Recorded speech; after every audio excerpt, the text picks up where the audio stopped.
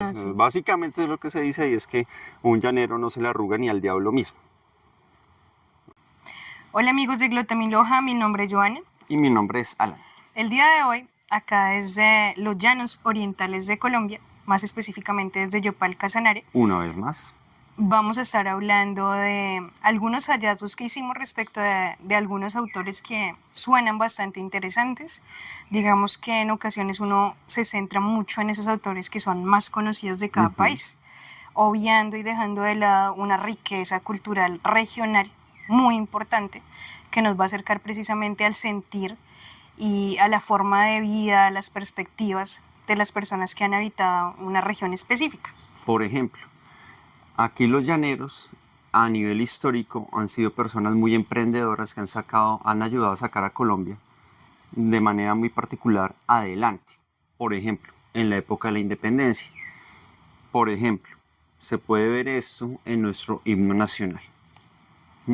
Y dentro del himno nacional habrá una cosita sobre cierto ser mitológico que aparece ahí y que Joana más adelante nos va a hablar. Entonces estamos muy contentos de estar una vez más aquí en Yopal, disfrutando de esta rica región.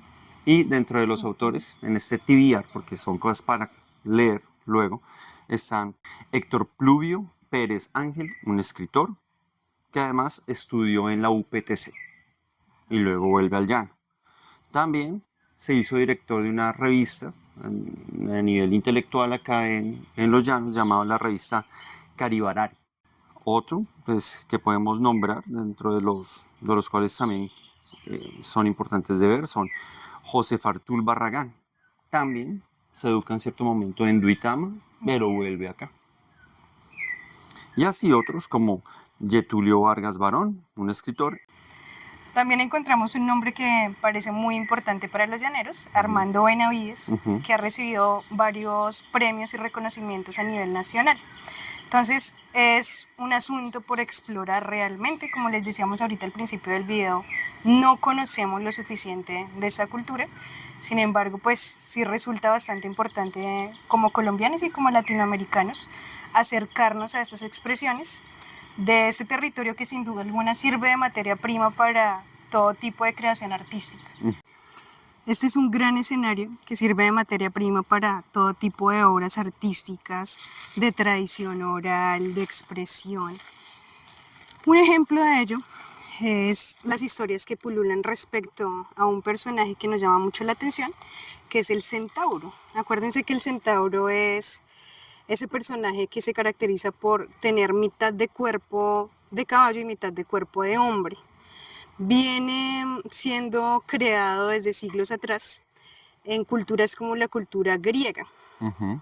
Pero también está acá, por ejemplo, en nuestro himno nacional cuando habla de los centauros indomables que bajan a los llanos. Acá en el Obviamente, llano, pues sí, para pelear pues, por la independencia de nosotros.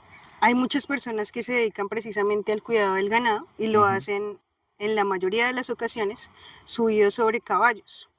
De ahí salen algunas historias como que hay centauros que salen a asustar a las personas por ahí de noche, Sí, que sabes también, atormentan a los borrachos, por ejemplo. sí, sabes también de que me pude fijar que acá en los restaurantes, en los hoteles, uno puede también ver imágenes de hombres a caballo atravesando los ríos.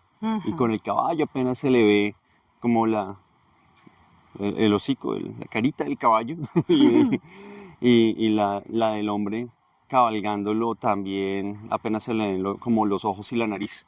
Es una imagen Entonces, recurrente. sí, es como un gran orgullo para los llaneros todo el tema de los caballos y hacer todo con los caballos y dominarlos. Y también hay cosas que muestran también la valentía de estos hombres y su orgullo regionalista, por ejemplo, el tema de...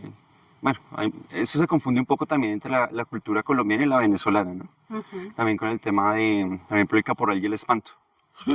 Básicamente lo que se dice ahí es que un llanero no se le arruga ni al diablo mismo. Ahí tenemos. Entonces, como para que disfruten de la imagen, vamos a subir un poco por acá.